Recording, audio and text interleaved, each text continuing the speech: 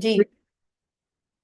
तो ये जो प्रोविजन था वो गारंटी का वो कितना आएगा कॉल करेंगे। आ जाओ अभी देखते हैं।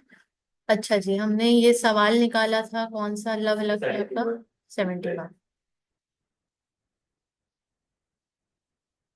भाई ने भी लिख कर किया मैंने लिखा नहीं। कुछ कुछ तो आते थे मतलब। पहले स्कूल भी आए हैं उसके ऊपर नहीं था। तो आपने जैसे बताया था एक एक पैराग्राफ पढ़ के एक एक लाइन जैसा रिपोर्ट पढ़ता है, उसमें आप देखेंगे क्या विस्तार है, वैसे ही दिखाना निकल आए। चाहिए। Very good, very good, I am happy. अभी देखते हैं कितने सही हैं कितने गलत हैं। पेज जरा बता देंगे मुझे, क्वेश्चन 32 पे।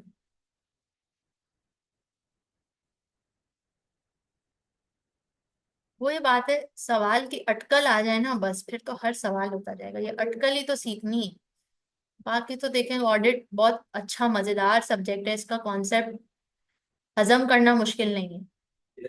इसका उसमें 15 से 20 मिनट माशाल्लाह। तो आधा घंटा पहले वाले। वो जैसे मैंने कहा कि एक पैराग्राफ तो उसमें देखो कुछ तुम्हें मिल रहा है नहीं मिल रहा है तो लिख लो उसी में। वो चीज मैंने वैसे ही निकाली तो फटाफट होता था। मेरे हाथ पूरे मैंने बंद किया करोगे। चलो अल्हम्दुलिल्लाह, अल्हम्दुलिल्लाह। All right. हाँ जी। अब आप लोग अपने आंसर्स मुझे बताओगे, ठीक है? मैंने ये निकाल लिए, क्वेश्चन निकाल लिए। मैंने टाइप नहीं था। टाइप नहीं किया? ठीक है, जो भी जहन में कुछ तो किया होगा ना, कुछ तो आंसर आया होगा ना, वो बस निकाल लो, आप मुझे बताते जाना।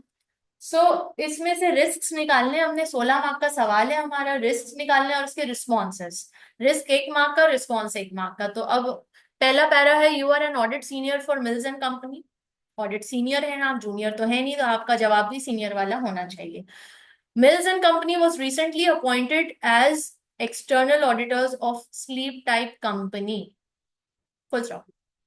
अभी आगे नहीं बढ़ते। यहां से कुछ समझ आ रही है, कोई चीज निकल करके आ रही है? रिसेंटली नया ऑडिटर न्यू। नया ऑडिटर यानी कि क्या है? न्यू क्लाइंट है। सबसे पहला रिस्क आ गया आपके पास, न्यू क्लाइंट। न्यू क्लाइंट का क्या रिस्क होता है? बिजनेस के बारे में बतानी होती है कि पुराना क्या ऑपरेटिंग बैलेंस के सही है। Very good. आपको नहीं पता, पहली दफा उस इदारे का नाम सुना है, पहली दफा उसके अंदर घुस के जा रहे हो, तो आपकी अंडरस्टैंडिंग डेवलप होते होते होगी। एकदम से सब चीजें हो सकता है ना समझ आ रही हो, बिल्कुल डिफरेंट इंडस्ट्री हो, ये भी चेक करना पड़ेगा कि कहीं बिल्कुल ही डिफरेंट इंडस्ट्री तो नहीं है जिसका हमने आज तक कभी ऑडिट नहीं किया। फिर उससे रेलेवेंट क्या टीम और एक्सपर्टीज है हमारे पास या नहीं है, ये भी सोचना पड़ेगा, देखना पड़ेगा। यस और नो? तो रिस्क इन सब वजह से, स्पेशली कि न्यू क्लाइंट है, इसकी वजह से हमारा रिस्क क्या हो रहा है? बढ़ रहा है। कौन सा रिस्क बढ़ रहा है? नहीं नहीं वो ऑडिट रिस्क। अब आप इसको जनरलाइज कर दोगे कि ऑडिट रिस्क बढ़ रहा है, खत्म। इससे जाहिर है एरर्स आइडेंटिफाई करने में, गलतियां डिटेक्ट करने में गलतियां हो सकती हैं। क्यों? क्योंकि अभी हमारी understanding of the entity organisation इतनी बेहतर या मेच्योर नहीं है।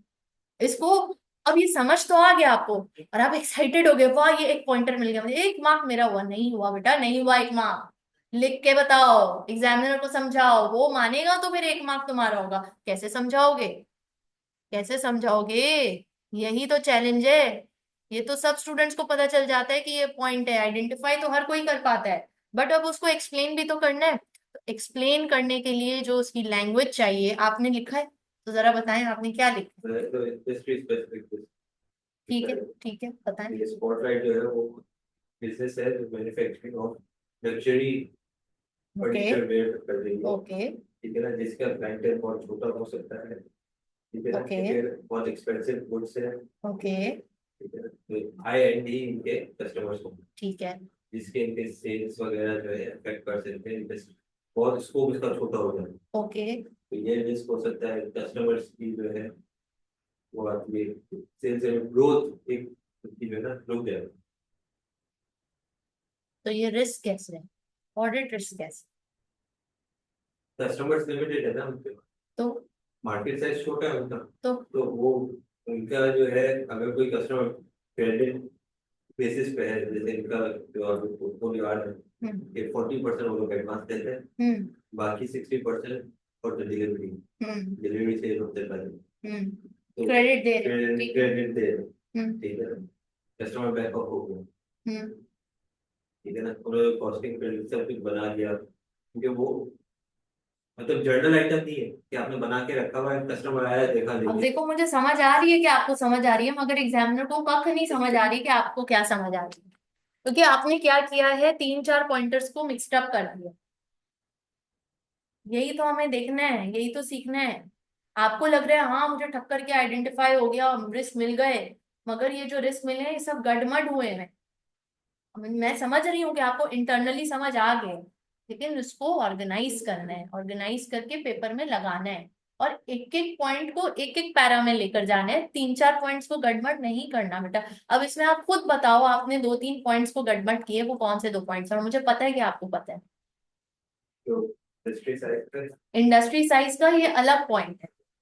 फिर आप कस्टमर पे आ गए अचानक से, वो कस्टमर और क्रेडिट क्रेडिट क्रेडिट टर्म्स पे आ गया, वो अलग पॉइंट है। क्रेडिट टर्म्स और कस्टमर का छोटा होना, ये 2 अलग पॉइंट्स हैं, ठीक है। कस्टमर साइज का छोटा होना यानी मार्केट शेयर का छोटा होना, ये एक पॉइंट है। और कस्टमर को क्रेडिट पे माल देना, उससे रिस्क अराइज होना, ये अलग पॉइंट। तो इन दोनों को आपने गड़बड़ कर दिया, तो इसको अलग करो। और फिर इससे अराइज होने वाले रिस्क पे बात करो कि रिस्क क्या है, खतरा क्या है भाई। खतरे की घंटी क्या है? अगर मार्केट साइज छोटा है तो खतरे की घंटी बताओ ना क्या है। मुझे तो नहीं समझ आई खतरे की घंटी क्या है। अगर आपका मार्केट साइज कंपनी का छोटा है, यानी कि बहुत लिमिटेड क्लाइंट्स है मार्केट में जिसको आप सेल कर रहे हो, बिकॉज बिल्कुल लग्जरी प्रोडक्ट सेल कर रहे हो, बिल्कुल हाई एंड प्रोडक्ट सेल कर रहे हो, सब बात आपकी ठीक है, बट उससे रिस्क क्या अराइज हो रहा है, उससे एफएस पे क्या इफेक्ट आ रहे हैं, ये तो बताओ।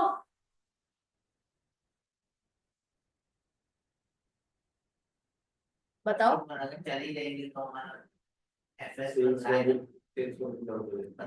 मतलब कम कस्टमर है, अगर वो एक दो चले गए हमारा बिजनेस कम हो जाएगा। तो यानी किस चीज को खतरा है? Going concern. आपको हर वक्त एक डंडा है सर पे, खतरा है कि अगर कहीं मेरा मार्केट शेयर, कोई और कॉम्पिटिटर भी आ गया और श्रिंक हो जाएगा, श्रिंक हो जाएगा तो उससे मेरा गोइंग कंसर्न पे खतरा है, गोइंग कंसर्न पे खतरा है तो जाहिर है एफएस में मटेरियल खतरा है ये, ठीक है। तो मुझे एज एन ऑडिटर ये चेक करना होगा कि भाई ये जो कंपनी का जो मार्केट शेयर है वो कितना स्ट्रांग है, यानी कि वो कितना रिलायबल है। अब ये जो पॉइंटर है, इसको आप लिख लें, लिख लें आप, फिर मैं इधर आते हैं कि मार्केट शेयर कितना स्ट्रांग या रिलायबल है, ये चेक कर लेगा ऑडिटर। या फिर मार्केट में कोई नया कितना कॉम्पिटिटर्स आ रहे हैं, नहीं आ रहे हैं, परफेक्ट मार्केट है, इम्परफेक्ट मार्केट है, ओपन मार्केट है, क्लोज एंडेड मार्केट है। अब जैसे फॉर एग्जांपल अगर मैं एक बात करूं, के इलेक्ट्रिक का मार्केट शेयर बहुत ज्यादा है। क्यों? क्योंकि वो मोनोपोली है। तो आपको सिनेरियो में से निकालना पड़ेगा, क्या कहीं पे ये मार्केट के हवाले से कोई बात हो रही है कि मार्केट में ये इसकी मोनोपोली है, या मार्केट में ऑलरेडी इसके जैसे बहुत सारे लोग बैठे हुए हैं, क्या बात हो रही है इधर। सिनेरियो में जरा आपको नजर, अपनी गाड़ी नजर, बारीक नजर से देखना पड़ेगा कि मार्केट के बारे में कुछ लिखा है क्या सिनेरियो में। अगर तो लिखा है वहां से आपको एविडेंस मिल जाएगा, अगर नहीं लिखा तो आप अजम्पशन बेसिस पे लिखोगे that as a auditor we will need to investigate और inspect that how is the nature of the market. Is this company operating as a monopoly, or is this company operating as an oligopoly or monopolistic competition? What kind of competition is it facing in the market? And based on that, we can analyze or conclude that whether in future the market is going to shrink for the company or it's going to expand for the company. If it's going to shrink, then there is a high risk of going concern. If it's not going to shrink, if it's going to expand, then there is opportunity and there is potential in the market. There's potential to grow and expand. ये response में आप लिख सकते हो, but risk क्या है? Risk आपको going concern risk face करना है, बट वो ऑब्वियसली मार्केट को देखते हुए आप बताओगे ना, कि मार्केट एनालिसिस के बाद ही पता चलेगा कि going concern risk, there is a possibility कि गोइंग कंसर्न रिस्क हो, क्योंकि हाई एंड कस्टमर्स को दे रहे हैं, हो सकता है इस पर्टिकुलर लोकेशन में बहुत कम पॉपुलेशन है, कम पॉपुलेशन है तो हाई एंड उसमें से कितनी है। अगर 100% हाई एंड है तब तो अच्छी बात है। अगर है ही उस 100% से भी सिर्फ 20% हाई एंड कस्टमर्स हैं, तो फिर ये तो एक खतरे की बात है कि क्या इस कंपनी के एक्सपेंसेस मीट हो रहे हैं, नहीं हो रहे, we have to check. Break even कर रही है, लॉस में जा रही है। अब आप देख लो कितने एस्पेक्ट से हम इसी पॉइंट को खंगाल रहे हैं कि गोइंग कंसर्न है कि नहीं। हम अभी इधर उधर दूसरी जगह नहीं गए, हम गोइंग कंसर्न पे स्टिक रह के दो चार एविडेंसेस इकट्ठा कर रहे हैं कि जिससे हमें पता चल जाए कि गोइंग कंसर्न है कि नहीं। अब यहाँ आ जाओ, जो मैंने पॉइंट उठाया था पहले स्टेटमेंट से, वो था न्यू क्लाइंट। न्यू क्लाइंट मतलब ऐसा है कि बहुत कॉमन है, एग्जामिनर देता ही देता है। तो न्यू क्लाइंट का पॉइंट एक्सप्लेन कैसे करना है कि न्यू क्लाइंट है, therefore there is a risk that the audit firm will not have complete understanding of the company, of the client. Maybe it will take more time to understand it, which arises the risk of detection of errors and fraud. ठीक है, तो आइए इसको देखें कैसे लिखा हुआ है। पढ़ो पवन। The firm has recently been appointed as auditor. There is a lack of cumulative knowledge and understanding of the business, which may result in a failure to identify event and transaction which impact on the financial statement. Furthermore, opening balance may be necessitated. This is a way to write the answer. You can add कि there is a high risk of detecting the errors and fraud in the FS because of lack of understanding of the entity और complete understanding और in depth understanding of the company, इस तरह भी लिखा जा सकता है पॉइंट। तो ये आपका 1 मार्क हो गया, आपने रिस्क आइडेंटिफाई कर दिया कि न्यू क्लाइंट है, न्यू क्लाइंट के नतीजे में अंडरस्टैंडिंग कम है, अंडरस्टैंडिंग कम होने के नतीजे में एफएस पे इम्पैक्ट आएगा, किस तरह का, हम फेल हो जाएंगे कोई इवेंट, इंपॉर्टेंट इवेंट या ट्रांजैक्शन आइडेंटिफाई करने में because we have lack of understanding, या फिर ओपनिंग बैलेंसेस में स्टेटेड हो जाएगी। ठीक, अब इसका रिस्पॉन्स क्या है, पढ़िए Hasan. Procedures to ensure expenses are properly brought forward and corresponding amounts are correctly classified and ये पहला प्रोसीजर आप परफॉर्म कर लोगे जो कि रिलेटेड होगा कि ओपनिंग बैलेंसेस सही आ रहे हैं नहीं आ रहे, कहीं पास्ट में कोई गलती कैरी फॉरवर्ड तो नहीं हो रही, क्योंकि कैरी फॉरवर्ड होके यहाँ आ जाएगी और अगर हमने उसको इग्नोर किया तो हमारा भी ऑडिट ओपिनियन सब गलत हो जाएगा।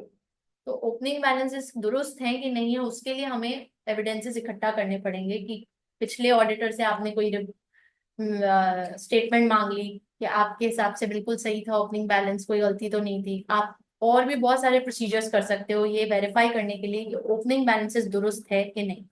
तो ये एक रिस्पॉन्स हो गया, और क्या रिस्पॉन्स है अब देखो, बता रहे हैं। review previous auditors working papers and consider performing additional administrative procedures on the balance. Previous audit papers निकाल लो, वर्किंग पेपर्स जो ऑडिटर ने बनाए, उसके ऊपर सब्सटैंटिव प्रोसीजर्स मजीद कर लो, रीकैलकुलेट कर लो, रीवेरीफाई कर लो, इंपॉर्टेंट एस्पेक्ट्स में, मटेरियल एस्पेक्ट्स में कर लो, कम से कम गोइंग कंसर्न में जैसे कर लो, ओपनिंग बैलेंस में कर लो, तो आपको सही हो जाएगा। ठीक है, अब ये क्या है, न्यू क्लाइंट का एक रेडीमेड आंसर आपको मिल गया है। अगर आपका दिमाग नहीं भी चलता, कमजोर है, कुछ भी मसला है, इंग्लिश कमजोर है, इसको याद कर लो ना, 2-3 दफा टाइप ही तो करना है, दिमाग में चढ़ जाएगा। मुझे मुझे उम्मीद है कि आप लोग इतने समझदार हो कि आप लोग कर लो, तो इसको कर लो। ठीक है, क्योंकि न्यू क्लाइंट वाला आता ही आता है पॉइंटर। अब आइए दूसरा रिस्क। अब हम पहले क्वेश्चन पे जाते हैं, खुद से निकालने की कोशिश करते हैं। अभी तो मैंने सिर्फ पहला जुमला ही पढ़ा है, उसमें मुझे एक रिस्क में, ठीक है, और पहला जुमला भी पूरा नहीं पढ़ा, आधा जुमला पढ़ा, ठीक है। अब आगे, for the year ending 31st 2000 and you are in the process of planning the audit. Very important, हम इस वक्त कौन से फेज में है, प्लानिंग फेज में। आपको ये जरूर नोट करना है कि ऑडिट इस वक्त किस फेज में है। बाज़-औक़ात ऑडिट फिनिशिंग फेज पे होता है, रिपोर्टिंग फेज पे होता है, बाज़-औक़ात मिडिल में होता है। तो उसको नोट डाउन करना बहुत जरूरी है, क्योंकि जब आप आंसर लिखते हो बाज़-औक़ात आपको इस फेज के मुतालिक आपको जवाब देना। चूंकि प्लानिंग फेज में है, क्लाइंट स्क्रीनिंग भी आएगी, ठीक है। प्लानिंग फेज में है, आपके पास टीम है कि नहीं, डेडलाइन क्या है, रिक्वायरमेंट क्या है, ये सब भी आप देखोगे। क्योंकि प्लानिंग फेज में है, आप ऑडिटर फीस भी देखोगे कि क्या वो आपको आपके मुताबिक फीस दे भी रहे हैं, नहीं उनका बजट है भी नहीं, आपको अफोर्ड कर सकते हैं नहीं कर सकते। आप ये भी देखोगे कि जो पुराना ऑडिटर छोड़ करके गए उसकी ड्यूज क्लियर है कि नहीं। अगर क्लियर नहीं है तो फिर आप शक में आ जाओगे भाई ये जो क्लाइंट है ना ये अफोर्ड नहीं कर सकता, वो पिछले ऑडिटर की तो फीस नहीं दी, मेरा क्या देगा। अगर सिनेरियो में होगा तब लिखेंगे ना, खुद से तो नहीं लिखेंगे ना। अब वही बात है ना, अभी हम आगे सिनेरियो पढ़ेंगे कि क्या क्या आ रहा है। ये अच्छा नहीं था कि टीम का नाइट ऑडिट था तो नहीं था। अब आप देखोगे आपको और रिस्क मिल रहे हैं नहीं मिल रहे, अगर रिस्क मिल रहे हैं बासानी तो ठीक है, ये लिखने की जरूरत नहीं, अगर रिस्क नहीं मिल रहे तो ये निकालोगे आप।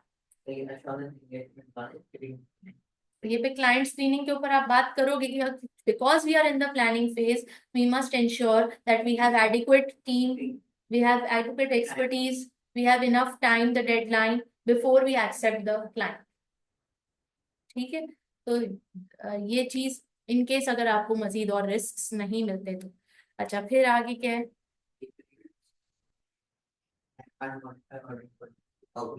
अच्छा अब ये प्लानिंग में भी ना एक चीज ध्यान में रखो, ऊपर जो पहला जुमला है उसमें है you were recently appointed as external auditors. Appointed यानी कि कॉन्ट्रैक्ट हो चुके हैं, यानी अब आप क्लाइंट स्क्रीनिंग की बात नहीं कर सकते, अपॉइंट हो चुके हो आप। हाँ अगर वो बोलते that they have requested you to be the external auditor तो वहां पे गुंजाइश है कि अभी कॉन्ट्रैक्ट साइन नहीं हुआ, अभी तो सिर्फ रिक्वेस्ट आई है, अभी तो सिर्फ ऑफर आई है, अभी एक्सेप्ट करें या ना करें वो देखा जाएगा, अभी तो अपॉइंट हो चुके हैं तो करना ही है। तो इसलिए ये भी बड़ा निटी ग्रिटी, ये छोटी छोटी बात है जो मिस आउट नहीं होनी चाहिए। अच्छा फिर the previous auditor issued N unmodified audit opinion. Previous auditor ने क्या इशू किया है, अनमॉडिफाइड। अनमॉडिफाइड का क्या मतलब होता है, चेंजेस नहीं है, सब दुरुस्त है। मेरा जो ओपिनियन है वो रिक्वायर नहीं करता कि आप एफएस को मॉडिफाई करो, सब दुरुस्त है। FS is showing true and fair review and access to prior working papers has been granted. उसने पिछले साल के वर्किंग पेपर्स भी आपको एक्सेस में दे दिए, यानी यहाँ भी कोई मसला नहीं। अब आइए, sleep diets principal activity is the manufacture and sale of expensive high quality beds which are largely sold to the luxury hotels।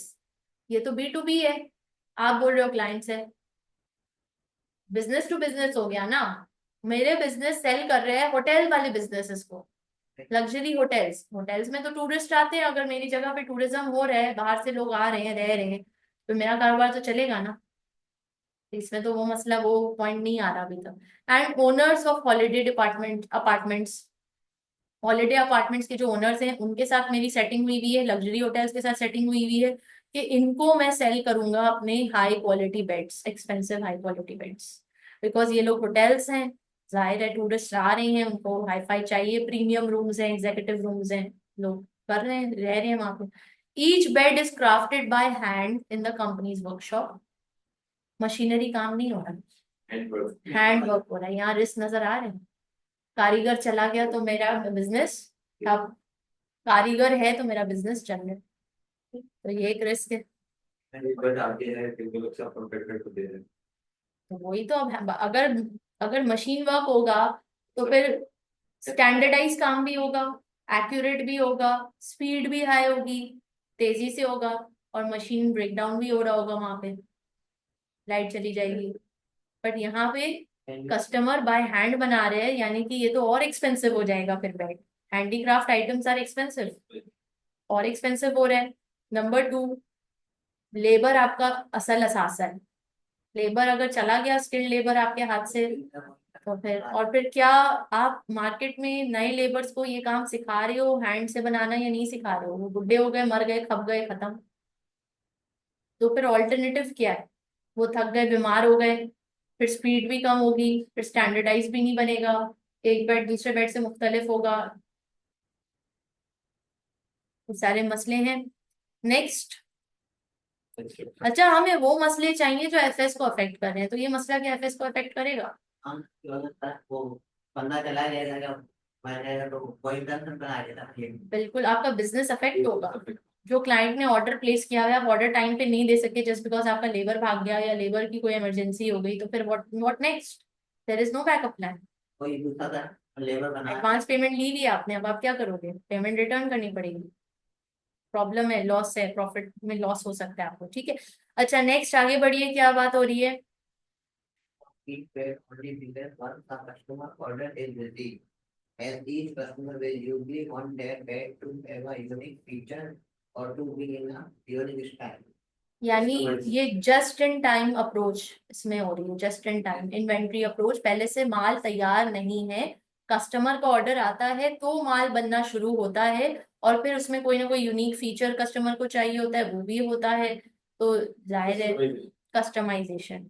Next the businesses. That because this family run and all the shares is same right around by the two joint creating tax. बहुत close छोटा private business है, family business है। इसके सारे shares दो ही joint managing directors को हैं, दोनों बहनें हैं, एना और Sophie Jones, and they both have a number of other business interest. उनके पास और भी बिजनेसेस हैं जहां उनकी इन्वेस्टमेंट हुई है। As a result they only spend a few days in a week working at the company. बहुत थोड़े से दिन ये लोग आते हैं यहाँ काम करते हैं, इस बिजनेस को बहुत कम तवज्जो मिलती है on the small accounts department to keep the finance in order and to keep them informed. There is no finance director, but the financial controller is a qualified accountant. अब यहाँ एक रिस्क आ रहा है नजर, बहुत ऑब्वियस। कुछ risk पता है होंगे जो पॉप आउट करेंगे कि अरे ये तो रिस्क है, अरे ये और कुछ रिस्क है जो हिडन होंगे, तो जो पॉप आउट कर रहे हैं उसको तो फौरन कैच करो ना। क्या है? फाइनेंस डायरेक्टर नहीं है, सिर्फ फाइनेंस कंट्रोलर है जो कि क्वालिफाइड अकाउंटेंट है। यानी एक फाइनेंशियल कंट्रोलर फाइनेंस डायरेक्टर का भी काम कर रहे हैं, फाइनेंशियल कंट्रोलर का भी, और वो वाहिद क्वालिफाइड अकाउंटेंट है जो नजर आ रहा है इसमें। तो यहाँ पे कौन सा रिस्क है? कंट्रोल रिस्क है। यहाँ पे कोई एडिशनल बंदा नहीं है इसके ऊपर जो उसको सुपरवाइज कर सके, तो यहाँ घपला होने का चांस है। यहाँ पे वो मैनिपुलेट कर सकता है, क्योंकि जो दो बहनें हैं वो तो हफ्ते में सिर्फ थोड़े से दिन आती हैं और देख के चली जाती हैं, तो यहाँ पे एक रिस्क आ रहा है। नेक्स्ट, और Seat Right requires customers who place an order to pay a deposit of 40%। अब ये क्रेडिट वाली बात जो आपने कही वो आ जाती है यहाँ पे, कि क्रेडिट पे आप माल दे रहे हो और आपका क्लाइंट जो है वो आपकी होटल इंडस्ट्री है, और the beds will take 4 to 8 weeks to build. 4 से 8 हफ्ते लग रहे हैं। Remaining 60% of order value is due within a week of the final delivery के भी एक हफ्ते बाद आपको मिल रहा है।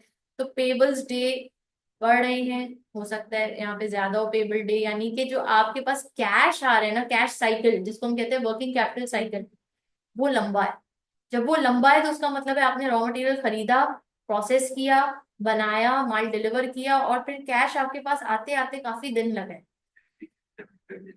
तो वो अगर यहाँ पे कोई फिगर्स दी होती तो आप कैलकुलेट कर लेते और बोलते कि भाई ये तो ज्यादा दिन है और इसकी वजह से देयर इज अ रिस्क कि आपके पास लिक्विडिटी कम है, कैश इन हैंड कम है।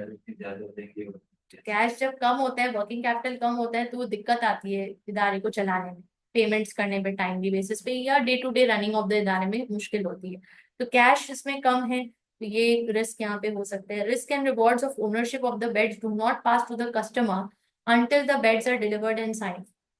जब तक डिलीवरी नहीं हो जाती, बेड की ओनरशिप किसके पास है? इदारे के पास, मैन्युफैक्चरर के पास है। जब बेड डिलीवर हो जाता है तब ओनरशिप वहां पे ट्रांसफर। तो यानी उससे पहले बेड को अगर कोई भी डिफेक्ट हो जाए, कोई टूट जाए, जल जाए, कोई मसला हो जाए, उसका सारा लॉस कौन बेयर करेगा? प्लस इसकी रेवेन्यू, क्योंकि आप एक ऑडिटर पॉइंट ऑफ व्यू से सोच रहे हो, तो यहाँ पे बोल रहे हैं 40% एडवांस पेमेंट ले रहे हैं और 60% आफ्टर डिलीवरी ले रहे हैं। तो इसकी रेवेन्यू रिकॉग्निशन आप कब करोगे एफएस में?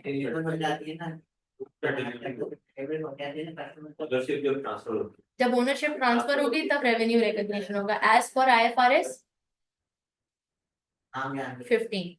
IFRS 15 रेवेन्यू के ऊपर है। IFRS 15 के मुताबिक जो रूल्स एंड रेगुलेशंस है उसके मुताबिक रेवेन्यू रिकॉग्निशन हुई है कि नहीं हुई, ये आप एज एन ऑडिटर इसका प्रोसीजर करोगे और चेक करोगे। 15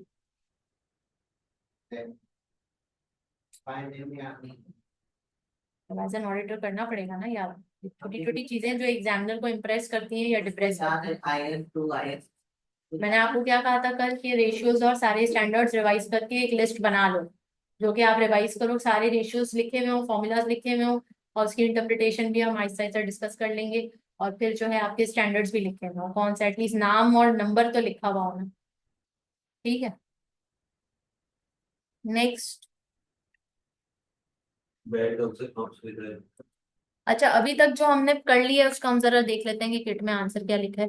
ओके, द डायरेक्टर्स पढ़िए Hasan. Directors The director of the work part-time with the child in there is no financial liability. This may promote a weak control environment resulting from undetected errors of funds. कैसे लिखना है पता चल गया? अब response बताइए। Controls will need to be documented and evaluated. If these are weak, the level of substantiated testing will need to be increased accordingly. क्या बात हो रही है?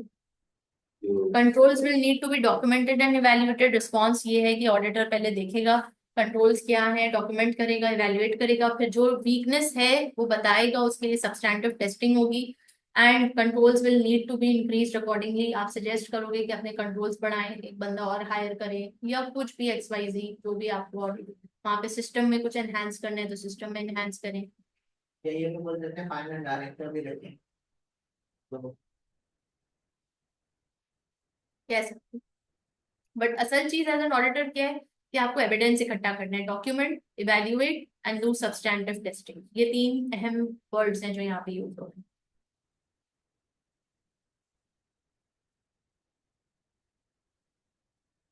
नेक्स्ट पवन पढ़ो। The requirement for customers. to pay 40% of purchase and the remainder following delivery could result in revenue recorded before it should be. If the deposit is recorded as a sale and not deferred until delivery, this would result in revenue being overstated. Alternately, revenue could be understated if the final payment was only recognized when it received, rather than on delivery of the bag. अब जो बात आपने credit वाली कही और revenue recognition वाली हमने discuss की, वही बात यहाँ पे लिखी है कि रिक्वायरमेंट है कि कस्टमर को 40% पहले पे करने हैं ऑर्डर करते हुए और बाकी जो है आफ्टर डिलीवरी, जिसके नतीजे में revenue recorded before it should be. If the deposit is recorded as a sale and not deferred until delivery, तो this will overstate the revenue in the FS overstate हो रहा है। ये भी बहुत कॉमन वर्ड है जो यूज होता है, ओवरस्टेट, अंडरस्टेट। तो रेवेन्यू सेगमेंट ओवरस्टेटेड होगा, तो we need as an auditor we need to check there is a risk of misstatement in the FS, overstatement in the FS in the revenue section. Alternatively, revenue could be understated. Delivery के बाद तो आप record कर लेना चाहिए जब receive हो सकता है फाइनल पेमेंट रिकॉर्ड ही नहीं हुई, मिस हो गया हो, वो भी हमें वेरीफाई करना होगा। तो it could lead to understatement in the revenue section. तो ये हमने डायरेक्टली एफएस और स्टैंडर्ड से रिलेटेड यहाँ पे बात कर दिया। अब इसका रिस्पॉन्स पवन पढ़िए। Part of management the point at which revenue is actually recognized and review the system of accounting for deposit to ensure they are not included in revenue until goods are delivered and signed for. For a sample of transaction within 8 weeks of the year end, ensure the revenue recorded is only in respect of bank delivered to customer in the same period and ensure they have been signed for. अब बात समझ आ रही है हम किस तरह risk लिख रहे हैं और उसका रिस्पॉन्स किस तरह लिख रहे हैं। और ये बेटा जब तक आप लिखोगे नहीं ना, आपको नहीं होगा। मैं यहाँ जितनी भी बकवास कर लूं, जब तक आप टाइप नहीं करोगे इसको, ये आपके दिमागों में रजिस्टर नहीं होगा। जब तक आप इसको टाइप नहीं करोगे आपके दिमाग में रजिस्टर नहीं होगा। तो टाइप कर करके इसको लिखना है, प्रैक्टिस करना है हर एक रिस्क को। अच्छा जी, तो अब हम इसके बाकी सारे नहीं डिस्कस कर रहे, ये अब आप खुद से भी रीड कर सकते हो घर पे। ठीक है, अब हम कहाँ जा रहे हैं? अगले क्वेश्चन पे। मैं आपको थोड़ा सा टाइम दूंगी, आप इस क्वेश्चन को बकायदा इसका आंसर टाइप करना है और मुझे दिखाना है, क्योंकि ऐसे तो आप लोग सब दिमाग पे ही कर रहे हो, कभी मैंने टाइप तो कर ही नहीं रहे, घर भी बोला करके और कोई टाइप नहीं किया। ठीक है, तो टाइप करो ना, तो लैपटॉप लाए हो ना, निकालो लैपटॉप।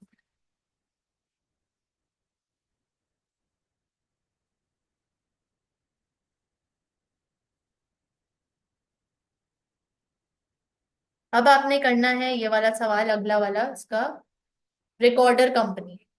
रिकॉर्डर कंपनी का सवाल करना है। मैं आपको इस सवाल को करने के लिए सिर्फ और सिर्फ 20 मिनट्स का टाइम दे रही हूँ। इसमें पार्ट ए है, describe 5 audit risk, explain auditor response to each risk.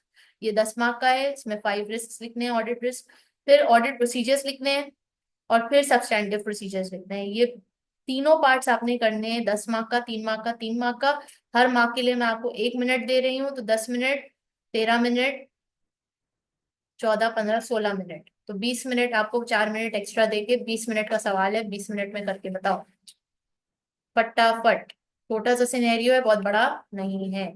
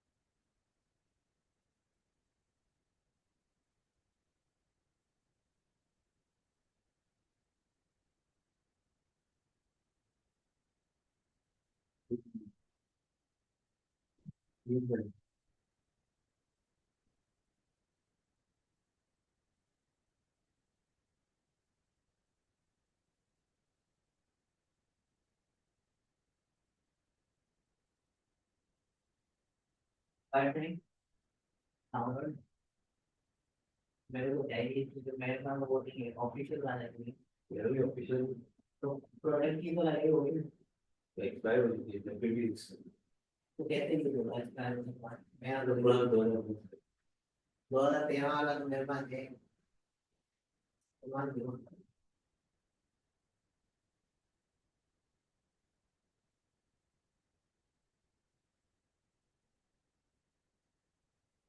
Safe नहीं हो पाता है, बाकी तो देख सकते हैं हम।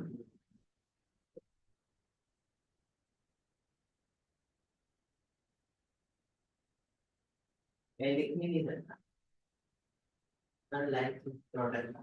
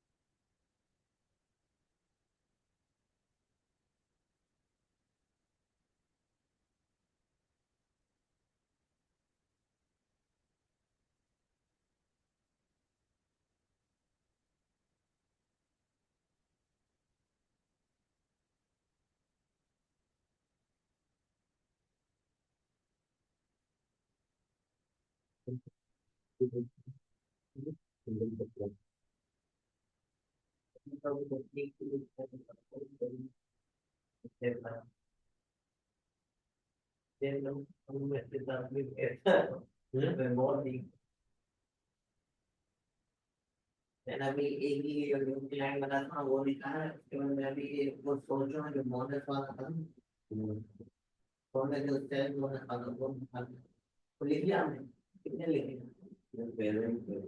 पहला ही दूसरा दूसरा एक बोनस वाला मेरे को लग रहा है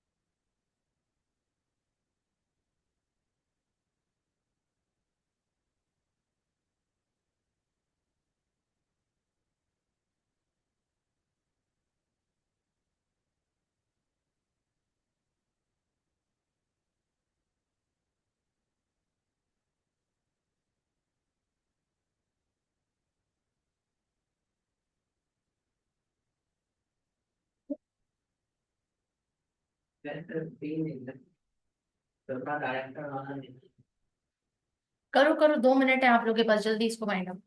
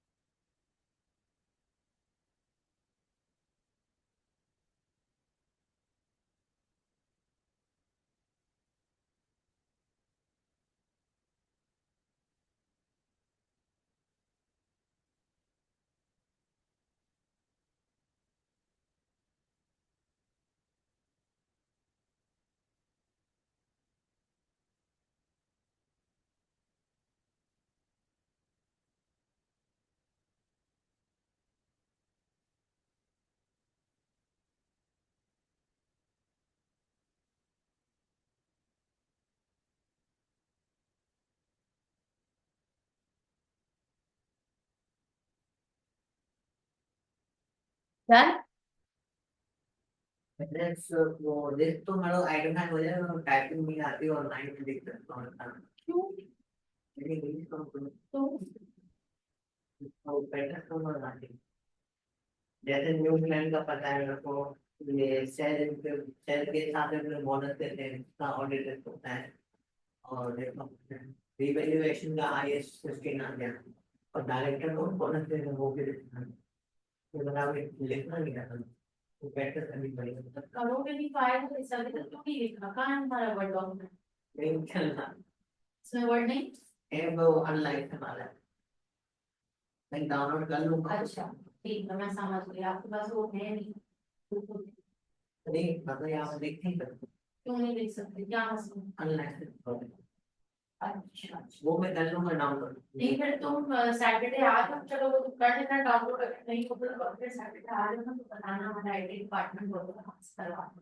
नहीं वो ही मैं बता लूंगा। तो फिर करके आ जाना, और लैपटॉप ऐसे ही लेके आ मैं तो पढ़ने के लिए ले रहा था ना, मैं वो इंग्लिश बहुत कम कर जाना। ये बहुत अच्छी बात है कि आप इस चीज को एक्नॉलेज कर रहे हो कि इंग्लिश में मुझे काम करना है। बट अब काम जब रियलाइज कर लिया कि काम करना है, तो फिर कब काम करना शुरू करोगे? करो। चल ले तो बस को लिखते हैं तो बस। अब देखो, मैंने तुमको इसका शॉर्टकट भी बताया है कि जो पॉइंटर्स तुम्हें समझ आ रहे हैं, जैसे न्यू क्लाइंट का हमें मालूम है, फिर हमें उसका भी मालूम चल गया कि अगर कोई कोई बंदा नहीं है, तो आप थोड़ा सा लर्न बाय हार्ट भी कर सकते हो कुछ चीजों को। कुछ चीजें ऐसी हैं जो लर्न बाय हार्ट करके ठक ठक ठक लिख लो, और जब तुम वो लिखोगे ना सेम चीज, तो तुम्हें वो हो जाएगी। मुझे उम्मीद है कि तुम वो कैच कर लोगे। ये कहूँगा फिर प्यार हुआ जाते रहते हैं, क्या आंसर रिविजन किट के आंसर्स पूरा हूबहू देख करके समझ करके टाइप करो कि क्या लिखा हुआ है। तो ये लेकिन अभी से तुम्हें करना पड़ेगा पवन, नहीं तो बड़ा मसला हो जाएगा। फिर तुम्हें ज्यादा हार्ड वर्क करना पड़ेगा, ठीक है? सुबह दोपहर शाम एक एक दवा की तरह, सुबह एक आंसर, दोपहर एक आंसर, रात में एक आंसर, लिखना ही लिखना है लास्ट। ये कहूँगा कल से स्टार्ट होगा सारे वर्ड हाँ, डाउनलोड। सुबह दोपहर रात 3 आंसर्स मुझे चाहिए चाहिए, टाइप होके। मैं ऑर्डर लिस्ट निकाल सकता हूँ पर लिख नहीं लिख नहीं सकता तो फिर एग्जामिनर तो नहीं पास करेगा ना, फिर तो तुम फंस जाओगे जिंदगी भर के लिए यहाँ पे। सकता। क्या तुम ये चाहते हो? नहीं ना, बिल्कुल भी नहीं चाहते। और जून अटेम्प्ट नहीं निकालना ना, और आप लोगों ने बुकिंग करवा दी अपनी जून अटेम्प्ट की? 26 के बाद मैं तो वो 20 दिन 26 तक में भी अगर होगा मेरे साथ में शायद सितंबर तक चला जाऊँ। कोई मसला नहीं है, कोई मसला नहीं। अगर आपको लग रहा है सितंबर के लिए मैं तैयारी कर रहा हूँ, it's okay, it's better I would say. अगर आप कुछ थोड़ा, क्योंकि मुझे नहीं पता आपकी वर्क रूटीन क्या है, अगर बहुत टाइट स्केड्यूल है, प्रैक्टिस के लिए टाइम नहीं है, जो कि मुझे लग रहा है आपको प्रैक्टिस काफी सारी चाहिए, तो फिर ठीक है, इट विल बी वाइज कि आप लिखने का पढ़ ली है पर टाइपिंग में बैठा इतना पता है ये वर्ड ऐसे तो होता है, ये हो सकता है आंसर दिमाग में होता है लिख नहीं सकता। अच्छा, आप पता है अपना एडिशनली क्या करो, जो टेक्निकल आर्टिकल्स है ना, देख देख कर टाइप करो पूरा। पूरा टेक्निकल आर्टिकल टाइप करो, सुबह शाम दोपहर, मतलब रोज एक टेक्निकल आर्टिकल और 2 आंसर्स। एक टेक्निकल आर्टिकल, रोज आंसर्स। तो क्या होगा इससे, तुम्हारा प्रैक्टिस, टाइपिंग प्रैक्टिस भी स्पीड में आएगी, और आहिस्ता आहिस्ता जब तुम वो टाइप करते रहोगे ना, तो तुम्हारे जहन में भी वो नक्श होता रहेगा कि हाँ ये चीज ऐसे लिखी जाती है, ये, और ये जबान है अंग्रेजी, तुम्हें ये अंग्रेजी जबान याद करनी है, कोई दूसरी नहीं याद करनी। यही जो एग्जामिनर ने बोली है रिविजन किट में और टेक्निकल आर्टिकल में, उसी स्टाइल में बात करनी। That's the audit language. बेटा अभी मेहनत कर लो, या आगे चल के तुम्हें एसबीएल में भी काम आएगा। एसबीएल में नहीं तो बहुत बुरा फंसोगे तुम। ये तो फिर भी अल्लाह अल्लाह करके तुक्के में शायद निकल जाए, एसबीएल में क्या करोगे? तो बहुत बुरा हमको एसबीआर और एसबीआई बहुत टफ सब्जेक्ट्स। नहीं, ये जो इसका मसला है ना, एसबीआर तो बहुत ही गले हलक में आ जाएगी। ठीक है, तो ये तुमने, क्योंकि एसबीआर तो चलो फिर भी थोड़ा बहुत कैलकुलेशन है, और उसमें थोड़ा स्टैंडर्ड्स हैं, ये है वो है, बट एसबीआर तो पूरा थ्योरी है। थ्योरी में होता है। नहीं बेटा, ये तो फिर तुम आज से ही इस पे अपना मेहनत करो। और बुक रीडिंग फिर लाजमी है तुम पे। F8 की बुक रीडिंग चैप्टर वाइज, एक एक दफा, दो दो दफा, ताकि तुम्हें पढ़ने में भी रमा आए, दिमाग में वो वर्ड फेमिलियर हो, वोकैब अच्छी बने तुम्हारी। एक दफा की मेहनत है पवन, ये तुम 2 सितंबर अटेम्प्ट के लिए तुम टारगेट करो, और ये 3-4 महीने लग के अपनी इंग्लिश पे थोड़ा टाइपिंग पे काम कर लो, तुम्हारे आगे के पेपर जिंदगी आसान हो जाएगी, तो मुझे दुआएं दो। नहीं मैं कोशिश तो कर रहा हूँ देना तो अभी यहाँ तक पढ़ चुका हूँ बाकी आगे 5 पेपर। कहना तो है ना, कंप्लीट तो करने हैं हर हाल में, लेकिन मैं कह रही हूँ ये 3 महीने की रियाजत कर लो, ये क्या है? 3 से 4 महीने की रियाजत कर लो, ये तुम्हें जिंदगी भर काम आएगी। टेक्निकल आर्टिकल्स क्या करोगे? लेकिन पूरा रीटाइप करोगे, पढ़ पढ़ के, देख देख के, आंसर तो और क्वेश्चन के आंसर्स। ठीक है, अभी मैं कुछ क्वेश्चंस मार्क करके दूंगी, ये आप दोनों ने कमिंग अपकमिंग वीक में करने हैं। ये रिस्क के सारे क्वेश्चंस होंगे, रिस्क कंट्रोल एंड प्रोसीजर्स, ये 3 ही टॉपिक है जिस पर अभी हम फोकस कर रहे हैं। अगले सेशन से, अगले हफ्ते से हम दूसरे टॉपिक्स पे जाएंगे। अभी ये 3 टॉपिक्स को आप लोग इस हफ्ते में फोकस रख के पक्का कर लेते हैं। और आपको भी आने से पहले लग रहा था कि आपके हिसाब से हो रहा है रिस्क का क्वेश्चन, मगर वो नहीं हो रहा। क्यों नहीं हो रहा है? क्योंकि आप उसका एफएस से रिस्क नहीं निकाल रहे ना।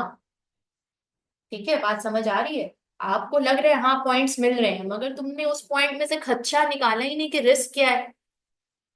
और रिस्क हमें किसके पर्सपेक्टिव से निकालना है, एफएस के पर्सपेक्टिव से, कि एफएस में क्या खतरा है कि मिसस्टेटमेंट होगी, गलत बयानी होगी, कोई हैंकी पैंकी हुई है, एरर हुआ है, फ्रॉड हुआ है, इसका क्या चांस है। तो वो रिस्क हमें निकालने हैं उस पर्सपेक्टिव से। ठीक है, तो हमने न्यू क्लाइंट में निकाल दिया कि हमारी अंडरस्टैंडिंग नहीं हुई भी। फिर हमने आगे और भी बहुत सारे रिस्क पे बात की कि वो कंट्रोल सिस्टम नहीं है वहां पे, फाइनेंस कंट्रोलर ही सारे काम कर रहा है। इसी तरह से और भी बहुत सारे रिस्क आपके सामने आएंगे। अब आइए इस सवाल पे, रिकॉर्ड ऑफ कम्युनिकेशन कंपनी, जरा बताएं इसका आपने क्या किया पाचा किए। पहला तो न्यू क्लाइंट है। न्यू लाइन का न्यू क्लाइंट है, अब देखो न्यू क्लाइंट में फिर से वही वाली पैटर्न आ रहा होगा जो आपने पहले सवाल में किया। ठीक है, तो जरा देखते हैं इसको।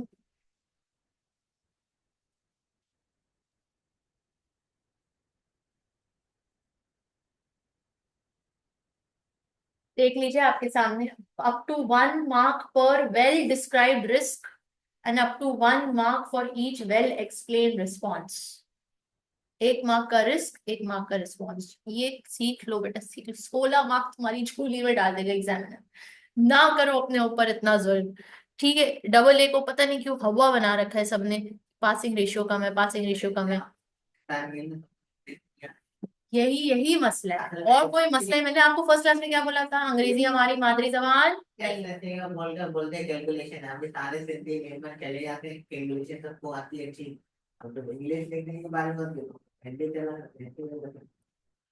फाउंडेशन में जब एडमिशन होती है 50-60 बच्चे होते थे, आखिर में बैठते 5 बच्चे। ये होता सही एनालिसिस है तुम्हारा, सही। है। मैं भी लगा था ना जब फाउंडेशन में हम्म 50-55 से जब आखिर के वो F1 F2 F3 थे ना, तो 3 या 4 बच्चे बच्चे थे, बाकी सारे गायब। और आगे जाकर मैं यहाँ तक पहुंचा हूँ, मेरे कोई भी दोस्त यहाँ तक नहीं पहुंचा।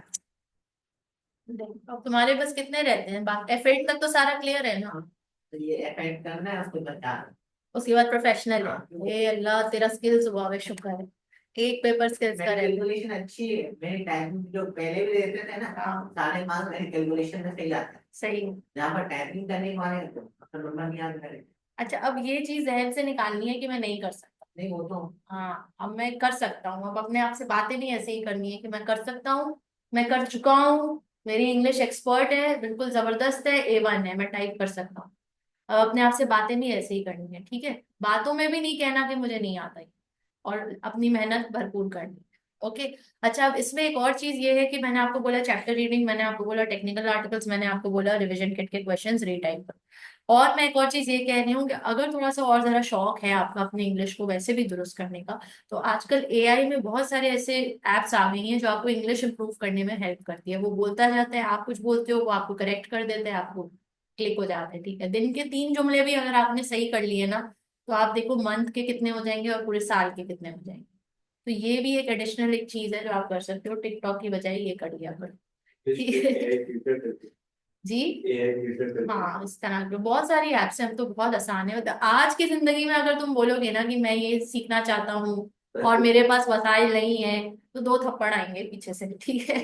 तो है वही ठीक है। है, जब भी मोबाइल यूज करते हैं तो चले कहीं और जाते हैं, यही होता बस वही डिसिप्लिन की बात है ना, और शौक की बात है। जरा फोकस है कि भाई करना है तो फिर करना है, फिर दुनिया इधर की उधर हो जाएगी, यही करना है। तो करके खत्म करो, जला डालो। एक दफा ही पेपर करो, फिर जला के फेंक देना उस बुक को। अच्छा जी, फिर आइए, ऑडिट रिस्क क्या क्या निकल करके आए हैं, एक जरा ब्रीफली आप बताएंगे, आपको आपको क्या क्या ऑडिट रिस्क मिले। एक तो न्यू क्लाइंट आपने कहा, और है। ठीक है। इन्वेंट्री में क्या रिस्क है। ट्रांजिट टाइम से वो देता है ओके, तो कि भाई वो लोग इन्वेंटरी जो है मतलब भाई परपेचुअल लेवल पे करते हैं। तो अब वो रिकॉर्ड हुआ नहीं हुआ, कोई मिस तो नहीं हो मिस गया, नहीं तो मिस मैं हो गया, उसमें मिस स्टेटमेंट तो नहीं है, स्टेटमेंट ओवर स्टेटमेंट या अंडर स्टेटमेंट तो नहीं है। ठीक है। उसको चेक करेंगे रिस्पॉन्स में तो ठीक है, कंट्रोल्स क्या लगे हुए हैं उस पे, कंट्रोल्स या वो एफिशिएंटली काम कर रहे हैं। एफिशिएंटली काम कर रहे हैं कि नहीं कर रहा, वो सब देखना ठीक पड़ेगा, है, वो सब करना पड़ेगा। और फिर जो है वो लोग मंथली बेसिस ईयरली बेसिस पे कोई भी इन्वेंटरी चेक नहीं करते, फिर है। वो परपेचुअल मंथली पे कर रहे हैं, उसी पे जो भी आता है उसी पे क्लोज करके कर दिया। अच्छा। तो भाई अब कोई इन्वेंट्री मिस हो गई बीच में, नहीं आई, उसको चेक नहीं हुआ, तो वो कैसे इंश्योर करेंगे ईयर एंड पे वो लोग जो एसेस बना रहे हैं उसमें कोई बेसिस ठीक स्टेटमेंट है, तो तो नहीं ये तो बनेगी। दूसरा पॉइंट में बोल दिया ना आपने, अब और वो तो जब ट्रांजिट पे, ट्रांजिट वाला जो पार्ट है तो वो मुझे अलग है। लग रहा है ठीक है, ठीक है, परपेचुअल पे वो मिस हो गया, ठीक है, वो क्योंकि 2 हफ्ते में आ रहा है ना, ठीक है, तो वो एक टाइम समझ लग गया, गई। और तो 3 पॉइंट ये हो गए। फिर जो रिसीवेबल टाइम बहुत ज्यादा है, कि मतलब रिसीवेबल अब कैश उन्हें क्या कम क्या है। हुआ, वो क्रेडिट पे ज्यादातर काम हुआ। तो अब जो उन्होंने बोनस अनाउंस किया, इसके बेसिस पे जो है, बोनस किस पे अनाउंस किया कि वॉल्यूम बढ़ाओ, कस्टमर को वॉल्यूम ठीक बढ़ाओ, है, तो उस पे वो क्रेडिट पे आए। क्रेडिबिलिटी देखी नहीं है कस्टमर्स की, तो वो आगे देंगे नहीं देंगे, क्या बैड डेट्स हाई हो सकते हैं। सकते हैं। Very good point, very good मैंने पॉइंट। चार और काम चार निकालिए, very good. So new client leading to increase detection risk, cut off of goods in transit. Cut off क्या होता है? ये करता है दो जो फंडिंग होता है। जो मंथ का जो पीरियड कर होता है पीरियड जो कर देना जहाँ कि पे बस अब हम यहाँ से अब बस क्लोजिंग कर रहे हैं, closing करना। 30th को क्लोजिंग करनी है या 31st को या 15 तारीख को, तो वो कट ऑफ पीरियड क्या होगा कि बस अब जितने गुड्स आगे आ गए पहले हम इसकी काउंटिंग करेंगे, बाद में उसको अगले पीरियड में नहीं। That is the cut off period. Continuous perpetual inventory counts आपने बोला। Sales cut off, sales cut off भी वही वॉल्यूम कितना, कब कट ऑफ करें नहीं करें। Over statement of receivables, very good. Valuation of land and buildings नहीं आपने बोला। डायरेक्टर्स बोनस रेम्युनरेशन ही आपने। नीचे ठीक है, तो 4 पॉइंट्स ही निकाल लेते हैं ना, 5 पॉइंट्स निकाल लेते हैं ना, 5 पॉइंट्स निकाल लिए बस खत्म। हाँ, निकाल। फिर या लगी होता है अच्छे से कट ऑफ। अच्छा, अब जरा ये देखें। Increase detection risk due to the fact that recorder is a new client. उन्होंने सिर्फ एक लाइन लिखी है, मगर आपने एक लाइन नहीं लिखनी है, आपने थोड़ा सा 2-3 लाइनें लिखनी है, आपको एक मार्क नहीं मिलता है। वो पहला वाला था, वो ज्यादा बेहतर था, वो लिख लें। उसके बाद क्या है? ensure that audit team is made up of suitably experienced staff, ensure that sufficient time is allocated to obtain an understanding of the recorder's business and assess the entity's risk of material misstatement। ये सब हम discussion में ला चुके हैं, कोई भी नई बात नहीं है। ये अपॉइंट नहीं हो, नहीं हुआ ना नहीं ये बात?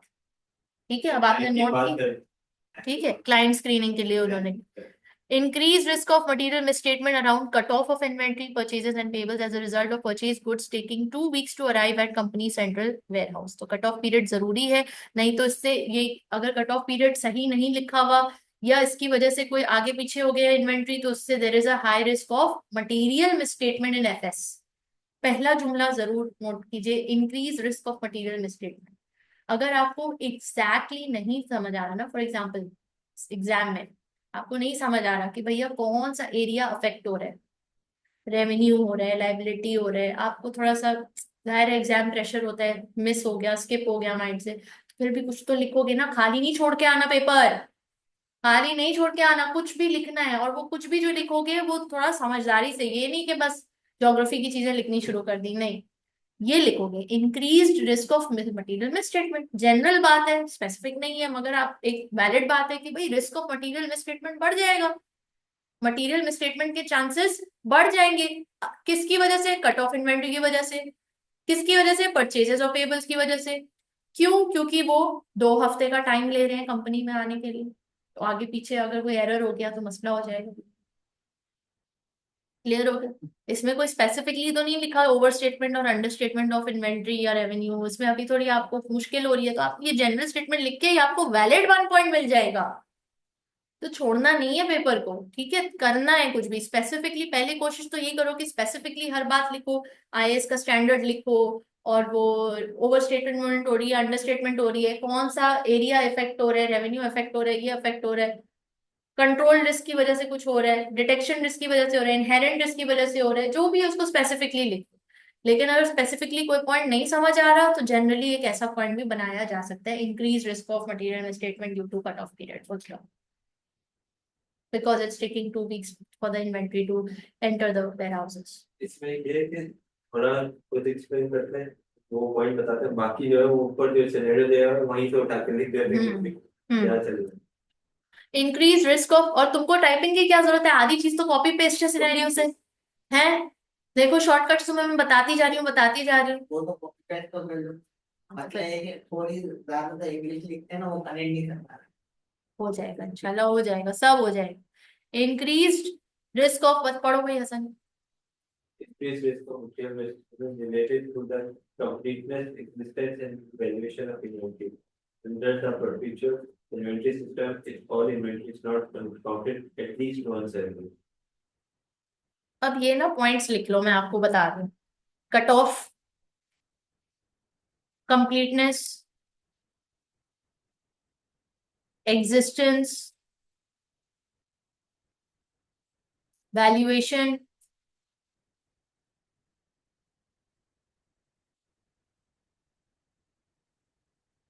compliance to FS, compliance to IAS।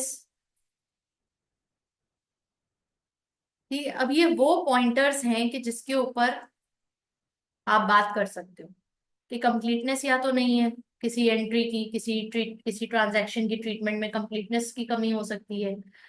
Existence, FS में लिखा है मशीनरी है, आपने फिजिकली इंस्पेक्ट किया, मशीनरी नहीं है, एग्जिस्टेंस पे आप चेक कर सकते हो।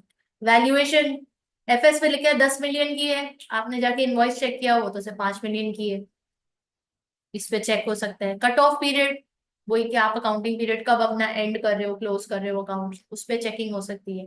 Compliance with IAS standards, compliance इदारा क्या कर रहा है या नहीं कर रहा है, स्टैंडर्ड्स के मुताबिक रिपोर्टिंग हो रही है कि नहीं हो रही। तो ये 5 चीजों के ऊपर आप जो अपने प्रोसीजर्स परफॉर्म कर सकते हो। ये जो स्टेटस की बात, तो हम ये अगर सिनेरियो में मेंशन नहीं है तो वो लोग एरर कंप्लाइंस कर रहे हो, तो हम वो ये पॉइंट जनरलाइज करके नहीं लिख सकते हैं। देख सकते हैं। अब जैसे ऊपर वाले सवाल में हमने कहा ना, हमें पता है जब क्रेडिट पे बात हो रही है कि 40% एडवांस पेमेंट और 60% आफ्टर द डिलीवरी, तो उसकी रिकॉर्डिंग कैसे हो रही है उस सेल्स की। एज एन ऑडिटर ये तुम्हारे दिमाग में क्लिक होना चाहिए ना, क्योंकि तुम तो आए ही हो एफएस को चेक करने के लिए। तो एफएस पे ट्रीटमेंट क्या जा रही है, ये वो मेंशन करें ना करें, ये तो तुम्हारे साथ हर वक्त होना चाहिए, क्योंकि तुम ऑडिटर हो भाई, और एफएस का इलाज करने आए हो, तुमको पता ही नहीं कि एफएस में क्या चीज जाती है, उसके रूल्स क्या है। ये तो वही बात होगी कि डॉक्टर है मगर डॉक्टर को पता ही नहीं कि जिस्म में कितनी हड्डियां होती हैं। भाई ये तो फंडामेंटल नॉलेज है ना, इसके बगैर कैसे आगे तुम बढ़ सकते हो, कैसे डॉक्टर बन सकते हो। अरे Step तो मैं which I don't know. हम लोग क्या क्या अगर, कर सकते हैं, वो ये पॉइंट डाल सकते हैं रिस्क है ना कि वो लोग अकाउंटिंग प्रोसीजर्स फॉलो कर रहे हैं नहीं कर रहे प्रॉपर्ली। लेकिन तुम स्पेसिफिक जनरल डालोगे तो तुम्हें मार्क्स नहीं मिलेंगे, तुमको स्पेसिफाई करना पड़ेगा। जैसे ऊपर वाले सिनेरियो में था कि 40% डिपॉजिट मिल रहा है और 60% बाद में मिल रहा है, तो ऑब्वियसली एक ट्रांजैक्शन हो रही है, इस ट्रांजैक्शन की रिकॉर्डिंग कैसे हो रही है, आपने वो पॉइंट लिख दिया।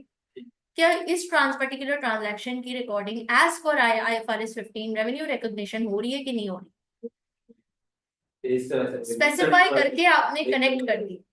ठीक है, ये चीज आप बिल्कुल ही जनरल नहीं छोड़ सकते, आपको कोई भी ट्रांजैक्शन उसमें ऑब्वियसली मेंशन्ड है तो आप उसको उठा करके लिखो।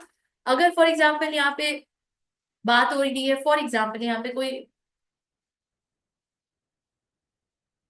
मशीनरी की बात हो रही है और बोला गया है कि ये मशीनरी इंपोर्ट की गई है और बताया जा रहा है 20 मिलियन की है, तो वहां जब मशीनरी की बात हो रही है तो ठक करके आपके दिमाग में IAS 16 आना चाहिए कि भाई प्रॉपर्टी प्लांट एंड इक्विपमेंट के मुताबिक क्या ये मशीनरी कैपिटलाइज हुई है सही तरीके से, क्या इसके ऊपर डेप्रिसिएशन हो रही है नहीं हो रही, ये किसके नाम पे है कंपनी। ये ठक्कर के 3 पॉइंट्स आ जाने चाहिए जहां कहीं तुम नॉन करंट एसेट देखो। ओके, और इससे फिर तुम रिलेट कर दो कि कंप्लायंस वो कर रहे हैं उससे या नहीं कर रहा IAS से। अब आगे आइए, पवन पढ़िए risk of material, increase risk of material mistreatment. Is this considered due to cell cutoff as a result of the cell-based model system? Encourage cells start to maximize their current year one. अगला इसका response पढ़ो। Increase cell cutoff of testing and perform additional audit procedure on post year and cancellation to identify cutoff error. ठीक हो गई कहानी। अब देखो यहाँ आ गया ना पॉइंट प्रॉपर्टी प्लांट का, पढ़ो Hasan. risk of material mistreatment relating to the valuation of land building if recent revaluations do not comply with IAS 16 property control. लेकिन ये मैं नहीं दूंगी एक मार्क बच्चे को अगर बच्चा ये लिखेगा तो, क्योंकि इस लेवल पे मैं उससे एक्सपेक्ट कर रही हूँ कि वो ऑडिट सीनियर की तरह जवाब देगा, वो तो ऑडिट जूनियर की तरह जवाब देगा। सीनियर बन के जवाब दो ना, एक दो जुमले और लिख दो कि भाई हम ये भी वेरीफाई करेंगे कि डेप्रिसिएशन हो रही है नहीं हो रही। एक आधा चीज और लिख दो कि वैल्यूएशन जो लैंड एंड बिल्डिंग की हो रही है, हम जरा उसके प्रॉपर्टी पेपर्स भी देख लेंगे कि ओनरशिप किसके नाम पे है, कंप्लाइंस हो रही है IS 16 की तमाम कंडीशंस फुलफिल हो रही है नहीं हो रही है, एक आधा जुमला तो और ऐड हो ही सकता है एक मार्क के लिए। ठीक है, तो ये जरूर करो। फिर उसके बाद अब देखो रिस्पॉन्स क्या आ रहा है, पवन पढ़ो। And understanding of the revaluation process through discussion with management and review the process for compliance with IS 16. Review the disclosure of the revaluation in the financial statement for compliance with the IS 16. Disclosure mechanism. ठीक है, अच्छा अभी देखो ये जो responses है ना, ये क्या तुम लोग को सिमिलर नहीं लग रहा प्रोसीजर से? इसका पैटर्न, इसका फ्रेमवर्क, प्रोसीजर ही तो बता रहे हैं। ऑब्टेन वर्ब से शुरू हो रहा है, ऑब्टेन एंड अंडरस्टैंडिंग, अंडरस्टैंडिंग किसकी, इवैल्यूएशन प्रोसेस की। थ्रू कैसे कैसे ऑब्टेन करेगा, डिस्कशन करेगा मैनेजमेंट से। डिस्कशन के नतीजे में होगा क्या, ऑफ कोर्स उस पर अंडरस्टैंडिंग डेवलप होगी। फिर क्या करेगा, प्रोसेस को रिव्यू कर लेगा, कंप्लायंस का विद IS 16 हो रहा है नहीं हो रहा। फिर क्या करेगा, डिस्क्लोजर्स देख लेगा, डिस्क्लोज हुआ है नहीं, ये प्रोसीजर्स ही तो है और क्या है। रिस्पॉन्स जो भी ऑडिटर का होता है वो एक तरह का प्रोसीजर ही होता है। तो यानी आप ये जो रिस्पॉन्सेज भी लिख रहे हो इसको यही जहन में बनाओ कि प्रोसीजर लिख रहे हो, क्योंकि एग्जामिनर दोनों बोल सकता है, वो बोल सकता है प्रोसीजर लिखो या वो बोल सकता है रिस्पॉन्स लिखो, बात एक ही हो।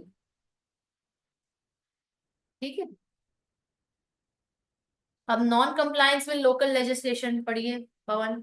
Non-compliance with local legislation concerning the disclosure of director remuneration currently included within wages and salary. Director की रेम्यूनरेशन को डिस्क्लोज करना ये रेगुलेटरी रिक्वायरमेंट है, ये कानून की तरफ से है कि आपको डायरेक्टर की रेम्यूनरेशन, सैलरी, जो भी बेनिफिट्स उसको दे रहे हो वो FS में डिस्क्लोज करना ही करना है नोट्स में, कि ये उसकी पे। नहीं करोगे तो फिर ये नॉन कंप्लायंस के जुमरे में आ जाएगा। और अगर ऐसा हो रहा है तो एज एन ऑडिटर आप क्या प्रोसीजर परफॉर्म करोगे हसन? डिस्कस द मैटर पढ़ो। Discuss the matter with management, review disclosure required by local legislation in the financial statements to gain assurance of compliance. Discuss करोगे मैनेजमेंट के साथ, पूछोगे भैया डिस्क्लोज किया नहीं किया, क्यों नहीं किया, नहीं किया तो कर दो भैया, नहीं तो कंप्लायंस का इशू आ जाएगा। ठीक हो गई कहानी। अच्छा अब देखो ऑडिट प्रोसीजर्स वेयर, अब देखो प्लीज नोट आपकी क्वेश्चन में क्या लिखा है। Explain the audit procedures you should perform in order to place reliance on the continuous perpetual counts for year end inventory। इदारे में परपेचुअल काउंटिंग हो रही है इन्वेंट्री की, यानी कंटिन्यूस रिकॉर्डिंग और काउंटिंग हो रही है इन्वेंट्री की। ये कंट्रोल है क्या, ये कंट्रोल है? अगर ये कंट्रोल है तो सबसे पहले तो हम देखेंगे ये इफेक्टिवली और एफिशिएंटली काम कर रहा है कि नहीं कर रहा। अगर काम कर रहा है तो फिर हम इसके रिजल्ट्स पे रिलाई करेंगे एज एन एविडेंस, और अगर नहीं फिर हम बताएंगे मैनेजमेंट को कि भैया ये मिसिंग है, ये मिसिंग है, ये लूप होल है, ये मसला है, ठीक करो। नहीं तो आपका जो डेटा आप जमा कर रहे हो, इन्फॉर्मेशन जो आप निकाल करके ला रहे हो वो गलत है, और वो गलत है तो FS मिसस्टेटेड है, ओवरस्टेटेड है या अंडरस्टेटेड है। तो अब आइए इसके प्रोसीजर्स आप क्या करोगे। अभी पहले आप खुद अपना दिमाग लड़ा के मुझे बताओ, या आपने जो आंसर्स लिखे हैं वो बताओ। 3 मार्क का है, 3 पॉइंट्स लिखने हैं, 3 प्रोसीजर्स बताने हैं जो कि ये वेरीफाई करेगा कि कंटिन्यूस परपेचुअल काउंट्स जो हैं वो इफेक्टिवली और एफिशिएंटली काम कर रहे हैं, क्या हम उस पर रिलाई कर सकते हैं या नहीं एज एन ऑडिटर। इंक्वायर करेंगे, क्या इंक्वायर करेंगे? ये इन्वेंटरी कंटिन्यूस परपेचुअल जो है उसके ड्यूरेशन क्या है, कब हो ड्यूरेशन रहा क्या है, है, उसका प्रोसेस क्या है, प्रोसेस क्या है, कितने लोग इन्वॉल्व हैं, कितने वर्कर्स कर रहा है, क्या कैसे हो रहा है, मैनुअली मैनुअली हो हो रहे रहा हैं, है, ऑटोमेटिक हो रहे हैं। ठीक है, और दूसरा आप क्या करोगे? इन्वेस्टिगेट करेंगे क्या? कि अगर कोई मिस स्टेटमेंट एफएस में हो रही इंस्पेक्शन करोगे, है, फिजिकली जाके इन्वेंट्री काउंटिंग के प्रोसेस को इंस्पेक्ट करोगे, देखोगे, ऑब्जर्व करोगे। और तीसरा? Very very good. तुम सही जाते जाते गलत क्यों हो जाते हो? अच्छा ये बता, सही पटरी पे चढ़ते हो फिर उतर जाते हो। अच्छा जी, आइए।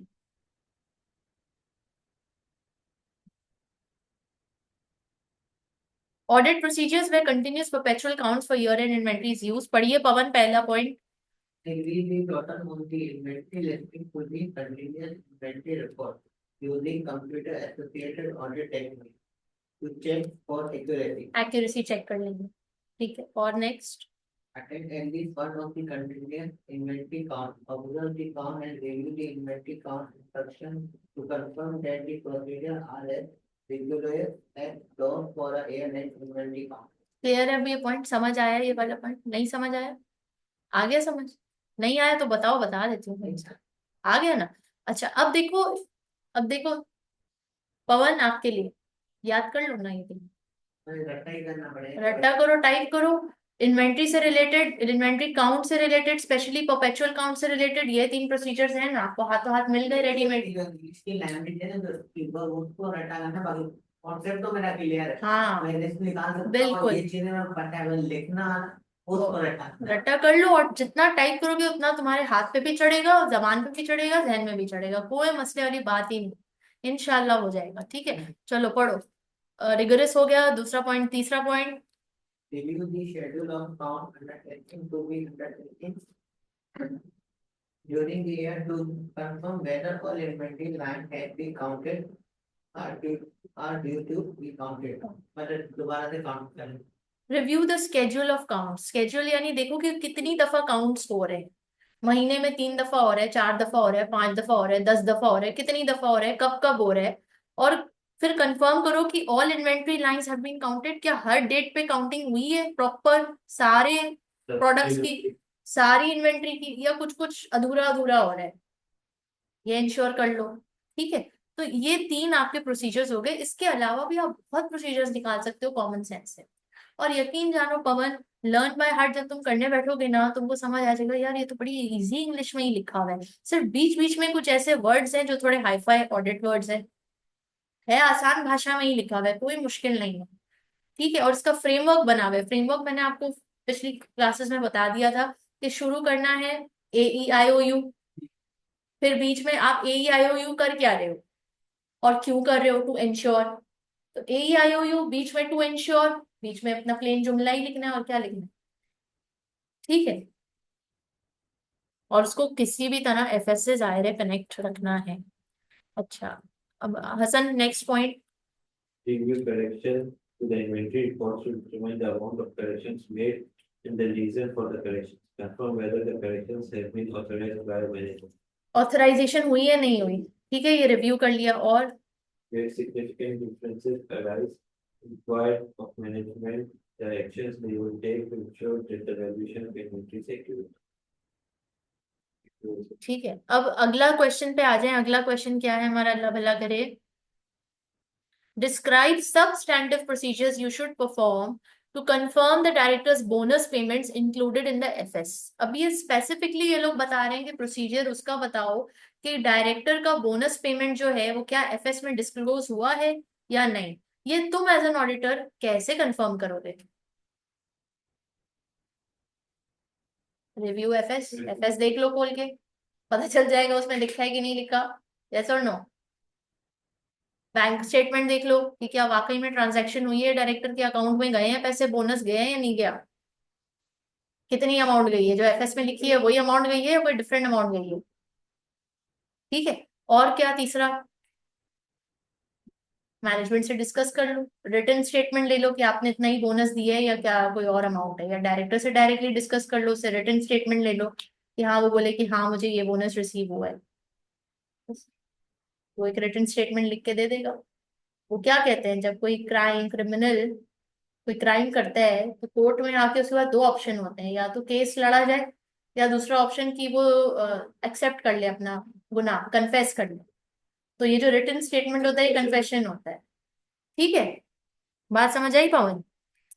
अब आइए जरा देखते हैं, पढ़ो Pavan. Cost Are the addition of the schedule of director bonus payment and ensure the total are in agreement with the disclosure in the financial statement. जो मैंने आपको रिव्यू का बोला ये उसी से सिमिलर है कि आप पहले बैंक स्टेटमेंट भी देख लो और फिर FS में देख लो, FS में कौन सी अमाउंट लिखी है, बैंक स्टेटमेंट में कौन सी अमाउंट ट्रांसफर हुई है, पता चल जाएगा।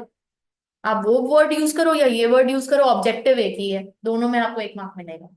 ठीक है, इसमें अब क्या लिखा है, कास्ट दी एडिशन। कास्ट दी एडिशन का मतलब है एडिशन जो हुई है ना, टोटल अप कर लो कि पूरे साल में डायरेक्टर को कब कब बोनस गया है, उन सारे बोनस का टोटल अप कर लो और देख लो कि एफएस में भी जो लिखा हुआ है वो सेम मैच हो रहा है कि नहीं हो रहा।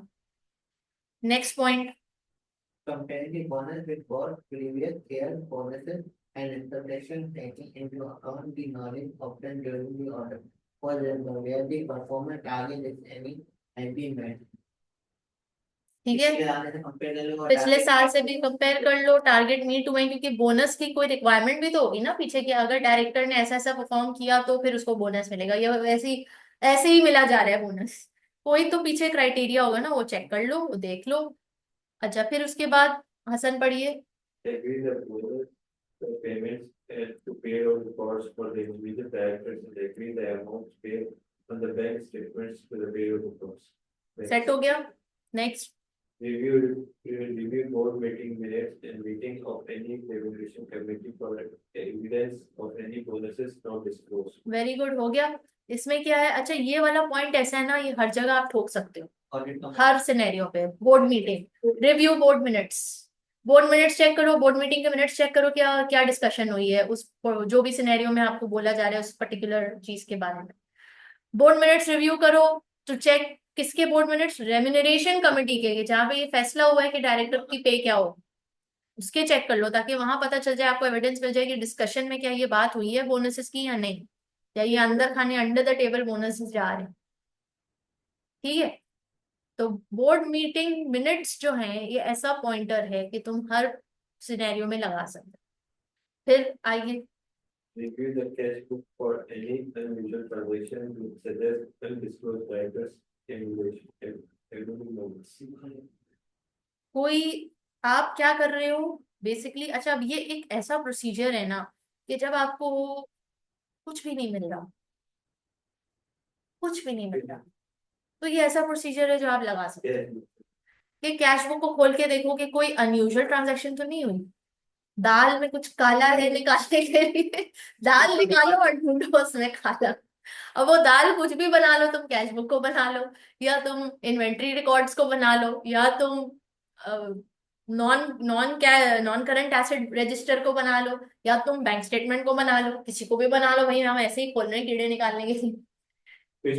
कुछ तो मिल ही गई, कुछ अनयूजुअल ट्रांजैक्शन ढूंढ रहे हैं हम बैठ के, क्या पता नहीं, बस देख रहे हैं, देखते हैं कुछ तो मिलेगा। will which suggest undisclosed directors and members, basically हम ये जानना चाह रहे हैं कोई ऐसी ट्रांजेक्शन तो नहीं हुई जो डिस्क्लोज ही नहीं की गई, छुपी हुई है, कोई ऐसी अनयूजुअल पेमेंट जो कंपनी बैंक अकाउंट से डायरेक्टर के अकाउंट में गए हैं पैसे, किस जुमरे में गए हैं, कोई रिकॉर्ड नहीं है उसका, कहीं रिकॉर्डिंग नहीं है, कहीं कोई इनवॉइस नहीं है, दैट इज इट। ठीक है, review the disclosure of directors bonuses and consider whether they are in accordance with applicable accounting standards and local legislation. ये भी वो है कि जो तुम हर किसी पर ठोक सकते हो ये वाला, मगर करना नहीं, करना नहीं, क्योंकि एग्जामिनर को भी पता है कि कौन से जनरल ठोके जा रहे हैं और कौन से स्पेसिफिक बताए जा रहे हैं। कोशिश करना स्पेसिफिक मिल जाए, और मिल जाएंगे, तैयारी करके जा रहे हो, मिल जाने चाहिए।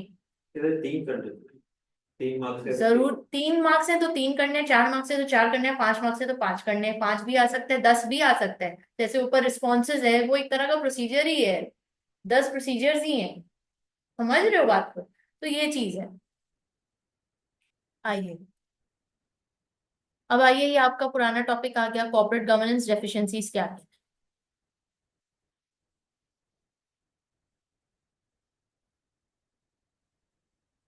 अब देखो उसके लिए अलग से इन्होंने पैराग्राफ दे दिए कि आपको पूरा सिनेरियो पढ़ने की जरूरत नहीं है, ये वाला पैरा पढ़ो और पार्ट डी का हल निकालो।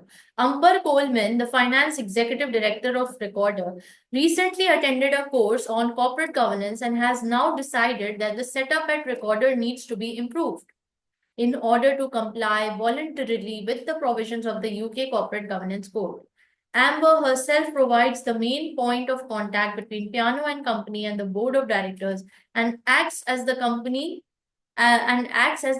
audit committee on the oral agreement of the board. Amber is also responsible for the final sign-off of Recorder's financial statements. Describe 2 corporate governance deficiencies faced by Recorder and provide a recommendation to address each deficiency to ensure compliance with corporate governance principle. Again, 1 mark 1 point. 2 corporate governance deficiency लिखनी है, यानी कि जहां कमी है, loop hole है, control में कोई प्रॉब्लम है, और 2 उसके फिर रिकमेंडेशंस की उनको क्या करना चाहिए इसको ठीक करने के लिए। तो डेफिशिएंसी कोई नजर आई आपको? एक तो उसने ऑलरेडी जो है कमेटी है उनसे एम्बर को ऑलरेडी राइट्स दे दिए कि तुम जो है ऑडिट कमेटी को लीड करो, ऐसे और एफएस को साइन ऑफ पे राइट्स दे दिए।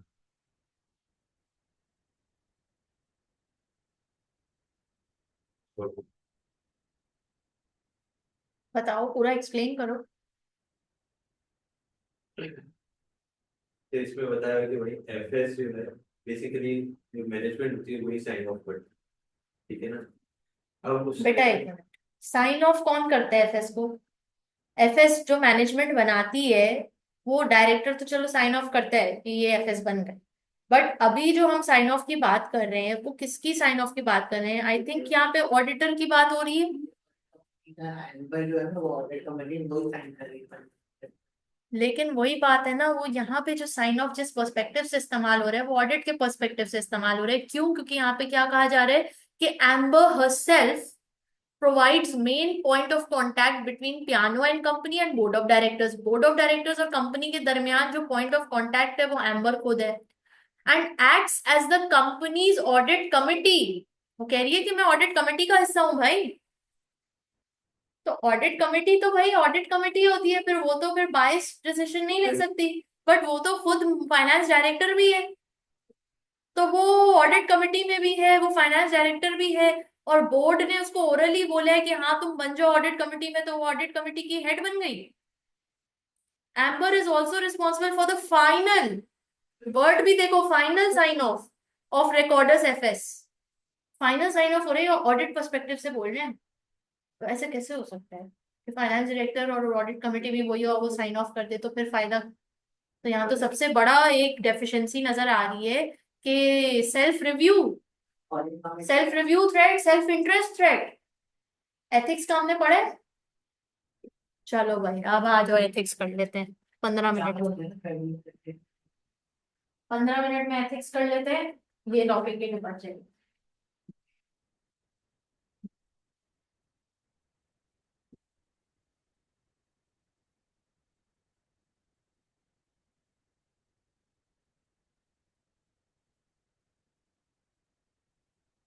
अभी ब्रीफ भी करा रही हूँ, अगली क्लास में और डिटेल में। अगली क्लास में क्या नहीं होगा? मैं नहीं हूँ, क्यों? पेपर सैटरडे को पेपर देना हम ढाई पढ़े। से कितने बजे पेपर?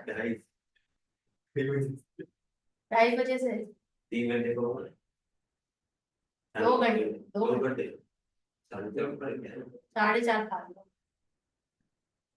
क्या मसला है? कोई बात नहीं, आप कर लीजिए, रिकॉर्डिंग देखूंगा। चलो सोचते हैं, अभी तो पूरा हफ्ता। अच्छा जी, कॉपी फांसी लिख लो भैया। ये क्या है? Code of ethics, code of ethics. Copy नहीं करोगे फांसी हो जाएगी। कॉपी का मतलब है कॉन्फिडेंशियलिटी थ्रेट, ओ का मतलब है ऑब्जेक्टिविटी, पी का मतलब है प्रोफेशनल बिहेवियर, पी का मतलब है professional competence and due care. I का मतलब है इंटिमिडेशन थ्रेट, नहीं, इंटेग्रिटी, इंटेग्रिटी। ये आपका कॉपी है। ये क्या है? Copy. Code of ethics, professional behaviour, professional behaviour, then professional competence and due care and integrity. P for professional behavior, another P for professional competence and due care, and I for integrity.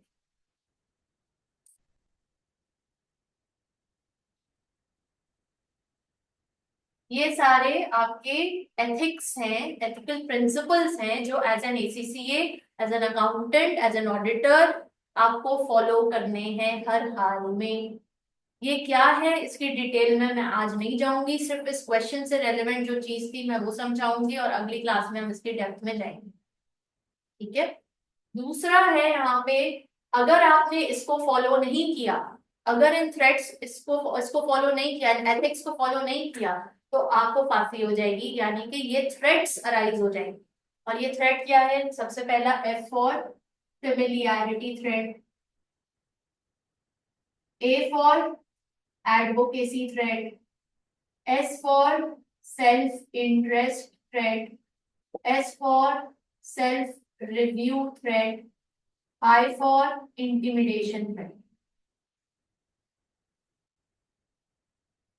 ये सारे threads हैं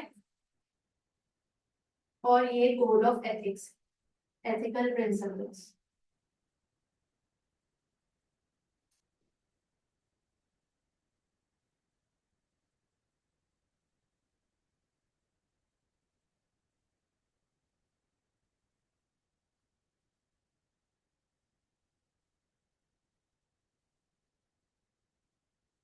चलो आज एक new चीज भी पढ़ ली।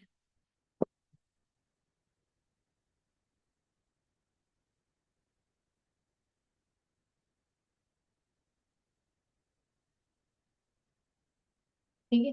अब अगर आप यहाँ पे अपना काम खुद रिव्यू कर रहे हो, यानी मैंने ही एफएस बनाया है और फिर मैं ही एज एन ऑडिट कमेटी उसको साइन भी कर रही हूँ, तो क्या तुम अपने ही किए हुए काम में कभी कीड़े निकालोगे?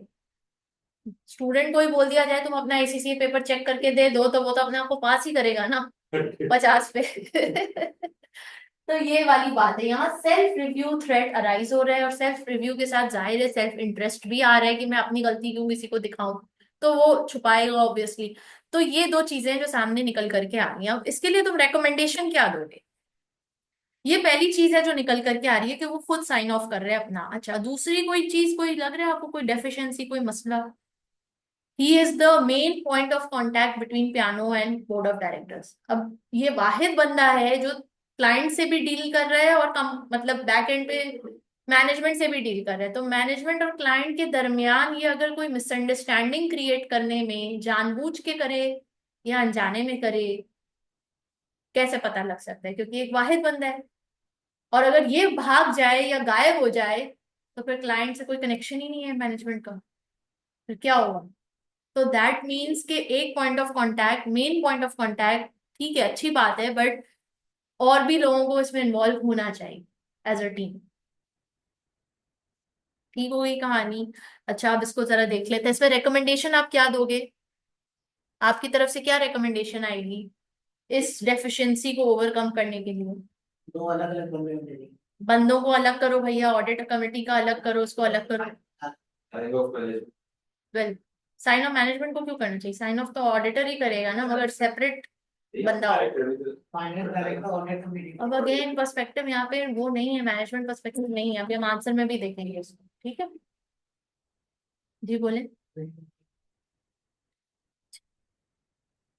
पढ़िए। पवन अंबर Coleman. But the final director and executive director is the main point of contact with the auditor. ये मसला है। And executive director should not be the main point of contact. This is probably the role of audit committee. Clear होगी? Recommendation बताएं। An independent audit committee should be established, made up of non-executive director. Amber Corbett could only continue as a member of the audit committee if she stepped down from her role as an executive director. Final director निकल गया। Clear हो गया? और इसको लिखना कैसे clear हो गया? तब भी नहीं समझ आया, 10 दफा इसको लिख लो आंसर को। ठीक है, अब आगे आइए दूसरा पॉइंटर। हसन पढ़िए। The audit committee has only only one member, सिर्फ एक ही मेंबर है, वही साइन कर रहे हैं, वही सब कुछ कर रहे हैं। It was the 3 members or 2 in the case of small companies. Since the quarter is compliant with the UK corporate governance code, voluntarily it is likely that the audit committee of 2 members will be sufficient. दो तो हो कम से कम, वही point of contact एक ही है, क्या मसला है? एक बंदा क्यों है ऑडिट कमेटी में? नेक्स्ट पवन पढ़िए। The audit committee member does not appear to have to have any official written term of reference. Oral पे इतना भरोसा, ओरल पे तुम कमेटी के मेंबर बन गए, रिटर्न होना चाहिए ना। कल कला को वो लोग बैक ऑफ कर दिए, हमने तो नहीं बोला था तुम्हें ऑडिट कमेटी का हिस्सा बनने के लिए। फिर Audit committee must be established with clear written term of reference from the court. Very good, next.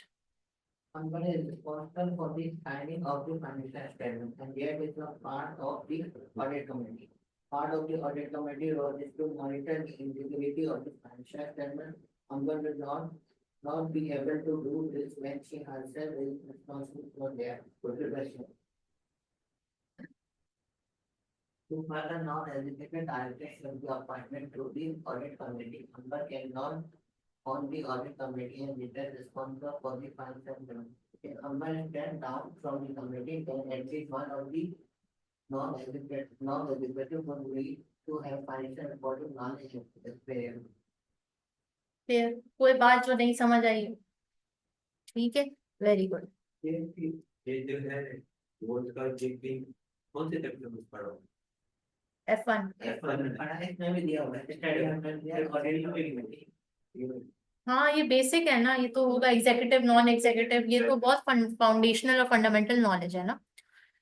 अच्छा, अब ये जो हमने पढ़ा है ना, इसका यहाँ तो जिक्र तो नहीं हुआ डायरेक्टली, क्यों? क्योंकि एथिक्स का सवाल नहीं था, ये कॉर्पोरेट गवर्नेंस का सवाल था। बट जाहिर है कॉर्पोरेट गवर्नेंस का हो, एथिक्स का हो, अंदर खाने तो एक ही चीज है ना। देखो यहाँ आ गया ना, रिव्यू नहीं कर सकता अपना खुद का किया हुआ काम, तो डायरेक्टली इन्होंने नाम नहीं लिखा मगर बताया वही कुछ, ठीक है। लेकिन ये हम एथिक्स के टॉपिक में करेंगे, जो हम अगली क्लास में इंशाल्लाह करेंगे। आज और ये पूरा हफ्ता आपने फोकस किस पे रखना है? रिस्क पे, कंट्रोल्स पे और प्रोसीजर्स पे। ये तीन चीज पे जरा फोकस रखो, और इसके बैक टू बैक जितने सवाल तुम किट से कर सकते हो, चार्ट लो, टाइप कर लो, लिख लो, रट लो, टेक्निकल आर्टिकल्स निकालो, पढ़ लो। ये काम प्लीज करके आओ। अभी तो तुम फोकस करोगे F3 पे, हवा से मैं बातें कर रही हूँ, पता नहीं किसको बोल रही हूँ करके आ। ठीक है, चले आज की क्लास यहीं तक। अगली क्लास में हम एथिक्स कर रहे होंगे और रिव्यूज एंड रिपोर्टिंग। हम पहले अगली क्लास में एथिक्स पे फोकस करेंगे। देखो शायद सैटरडे संडे एथिक्स पे निकल जाए, एविडेंस कर लेंगे, रिव्यू एंड रिपोर्टिंग फिर उसके नेक्स्ट वीक पे जाएगा। बट अल्हम्दुलिल्लाह हमारा तैयारी अभी सही स्पीड पे जा रही है, मुझे ऐसा लग रहा है। लेकिन आप लोग की तरफ से नहीं, मेरी तरफ से। वो आपको करनी है प्लीज, ठीक है। चलो जी, ओके, ख्याल रखें, अल्लाह हाफिज। अगर सैटरडे को क्लास होगी तो आप बता देना, राइट? तो